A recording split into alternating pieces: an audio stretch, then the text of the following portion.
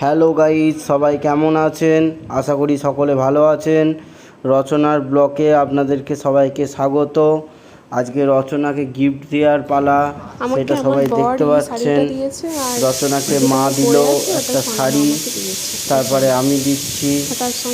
আমি রচনাকে শাড়ি দিলাম, তারপরে দিলাম অনেক কিছু গিফট, তার সঙ্গে সোনার কানের দুল।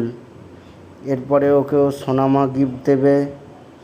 রচনার সঙ্গে আমি দুজনে একসাথে দাঁড়িয়ে আছি, কেমন লাগছে প্রত্যেকে জানাবেন সবাই। রচনা আমাকে আবার প্রণাম করছে, আমি রচনাকে আশীর্বাদ দিলাম।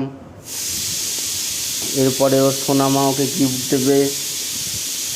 ওই চকলেটের সেলিব্রেশনটা দিয়েছিল মায়ের অফিসের এক মাসিমণি, আনন্দময়ী মাসিমণি। তারপরে হচ্ছে রচনাকে মা দিল চুড়িদার, তারপরে দিল হচ্ছে কোমরে পরার বন্ধনী দিল একটা। রচনা এগুলো পেয়ে তো খুব হ্যাপি। প্রত্যেকে কমেন্ট করে জানাবেন এই ব্লগটা কেমন লাগলো। প্রত্যেকে লাইক কমেন্ট শেয়ার করতে ভুলবেন না।